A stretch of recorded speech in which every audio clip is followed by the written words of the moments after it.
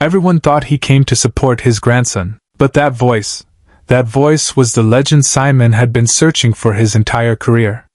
The lights of the America's Got Talent stage blazed as they always did, casting their familiar glow over the expectant faces of thousands in the audience.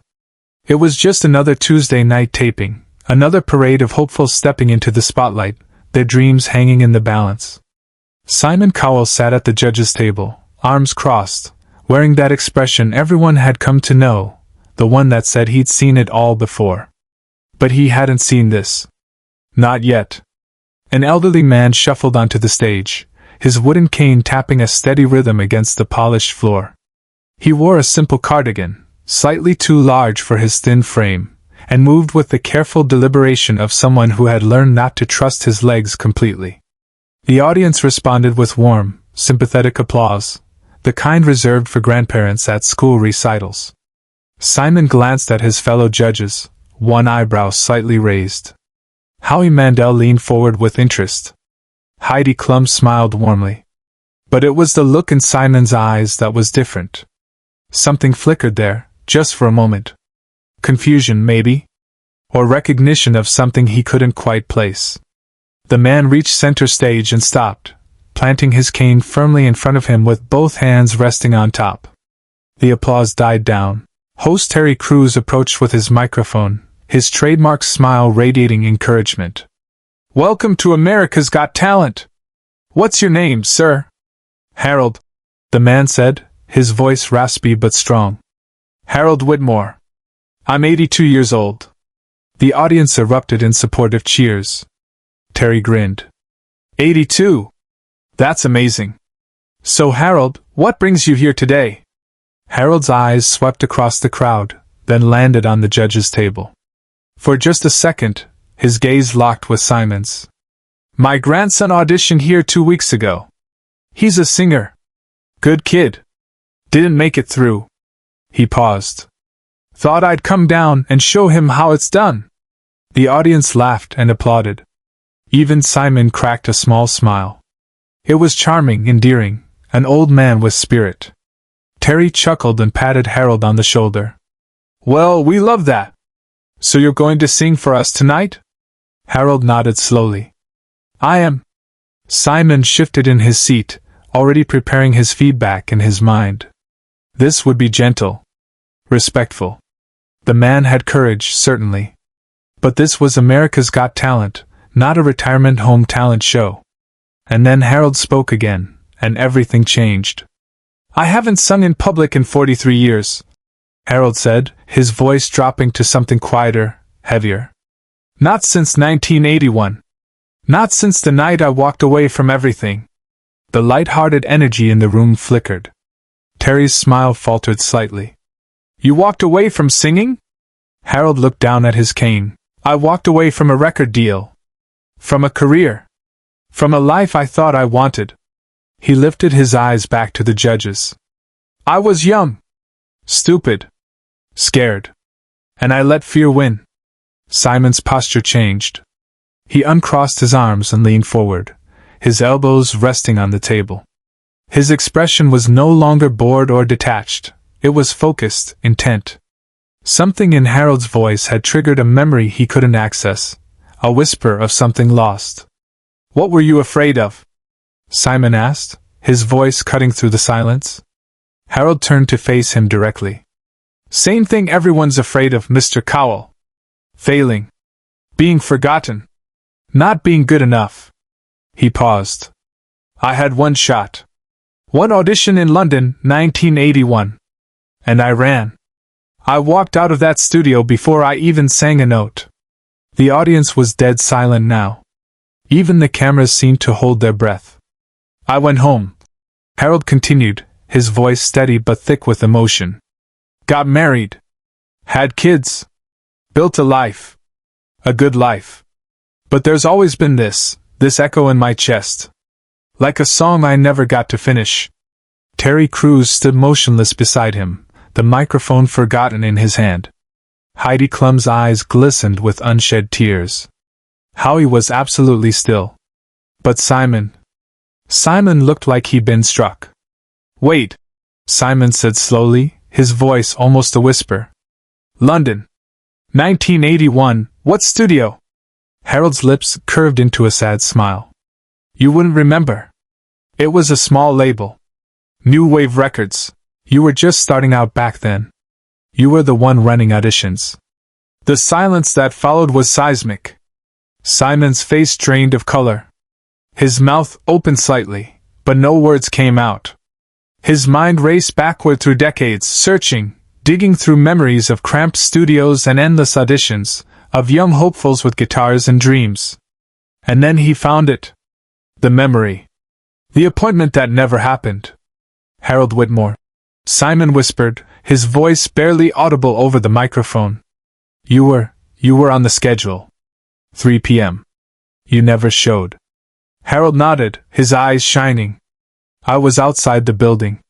I could hear music coming from inside. I stood there for 20 minutes, my hand on the door handle. And then I left. Subscribe and leave a comment, because what happens next will show you why this moment became the most unforgettable in AGT history. Simon stood up. Not slowly. Not dramatically. He simply rose from his chair as if pulled by an invisible force, his eyes never leaving Harold's face. The audience gasped. Howie and Heidi exchanged stunned glances. In 15 seasons, Simon Cowell had never left the judges' table during an audition. You, Simon said, his voice rough with something between anger and awe. You were the one. Harold's smile was bittersweet. I was the one who got away. No. Simon shook his head, walking around the table toward the stage. You were the one I waited for. I rescheduled 3 other auditions because your demo tape was...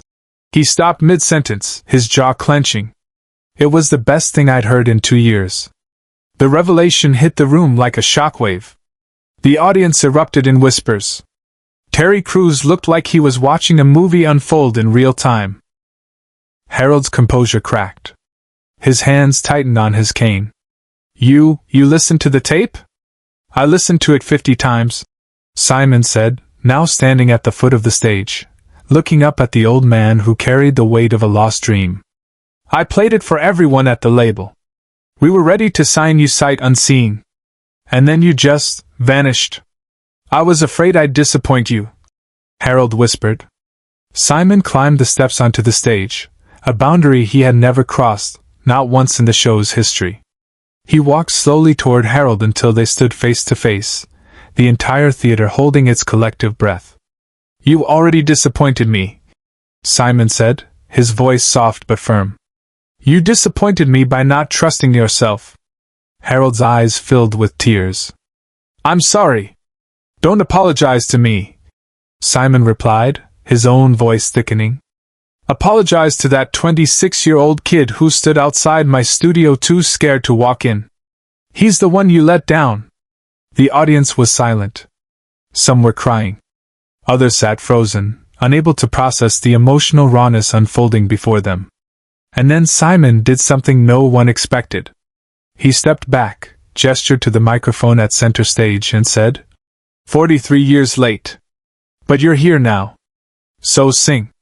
Harold stared at him, his hands trembling on his cane. I'm an old man now, Simon. My voice isn't what it was. I don't care about perfect, Simon said, his voice breaking slightly.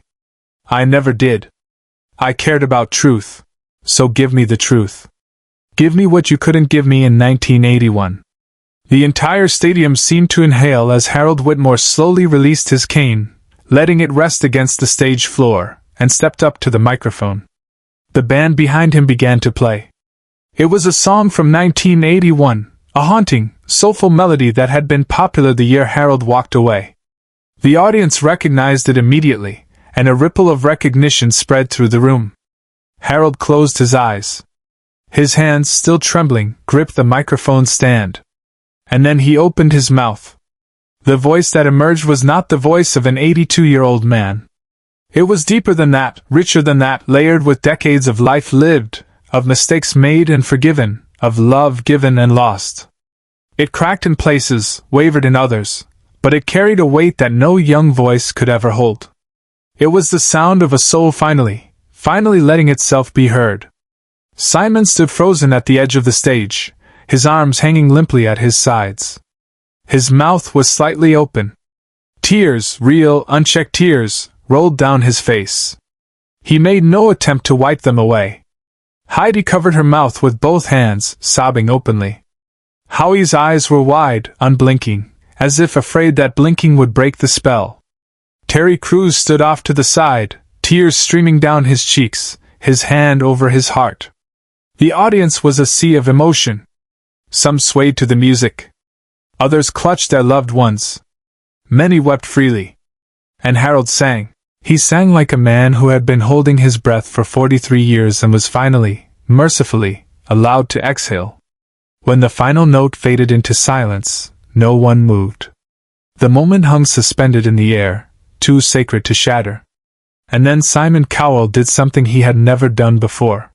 He walked to the judge's table, his movements almost robotic, his face wet with tears. Without a word, without hesitation, he slammed his hand down on the golden buzzer. Golden confetti exploded from the ceiling, raining down like a benediction. The audience erupted into a roar that shook the walls. Heidi and Howie leaped to their feet, screaming and applauding. Terry Crews ran onto the stage, lifting Harold off the ground in a bear hug. But Simon didn't celebrate. He stood at the table, staring up at Harold through the falling confetti, his hand still pressed against the buzzer. Harold looked at him through the golden rain, and mouthed 2 words. "Thank you?" Simon shook his head slowly, mouthing back. "No. Thank you?"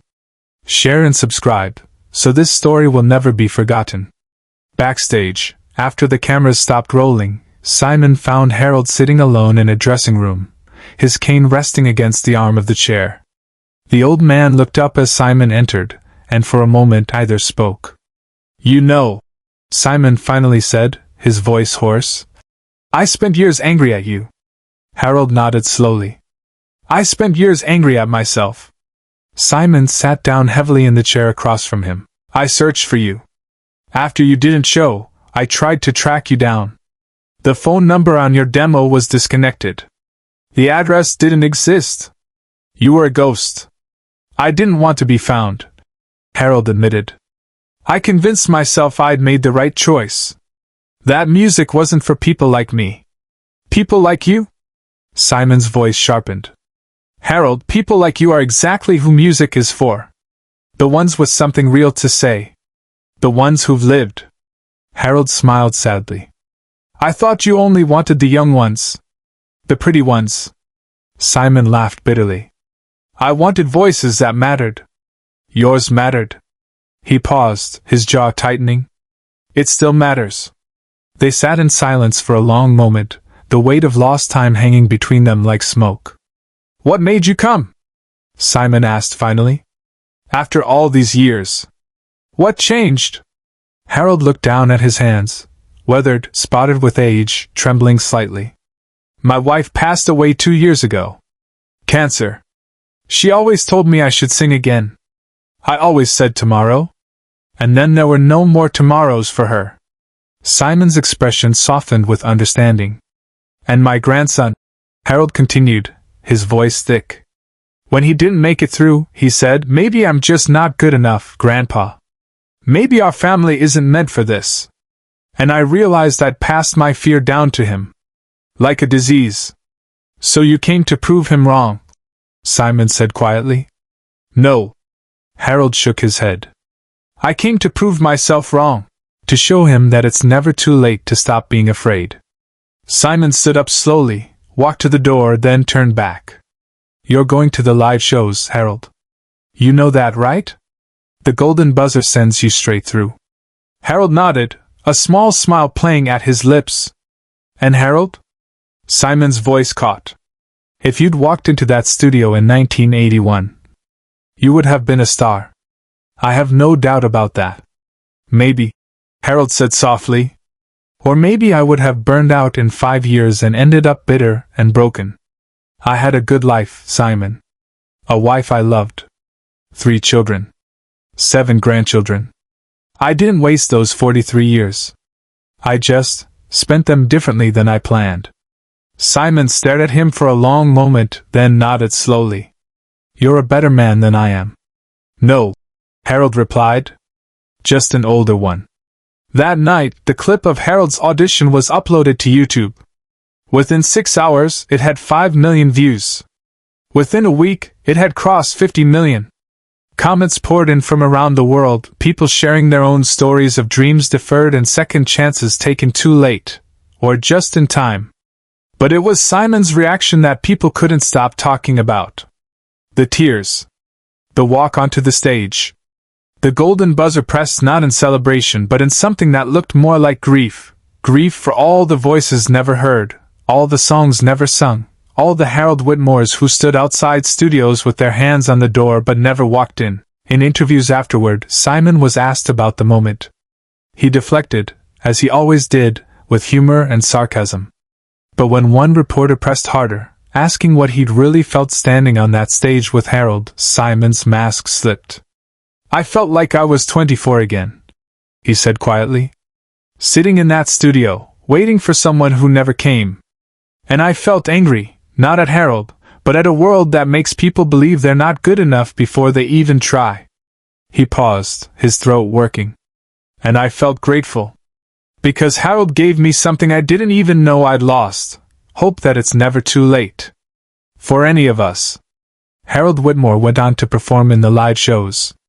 He didn't win the competition. A young dance group took home the trophy. But that didn't matter. What mattered was the moment. The moment an 82-year-old man with a cane taught Simon Cowell, and millions watching, that regret weighs more than failure ever could. Harold recorded an album 6 months later. Simon produced it himself. It wasn't a commercial success, but it didn't need to be. It was the song that finally got finished. The echo in Harold's chest, finally set free. And Simon? He kept a copy of that 1981 demo tape in his desk drawer. A reminder that the greatest voices aren't always the ones who show up on time. Sometimes they're the ones who show up 43 years late, with a cane and a second chance. And sometimes, that's exactly when they're meant to arrive.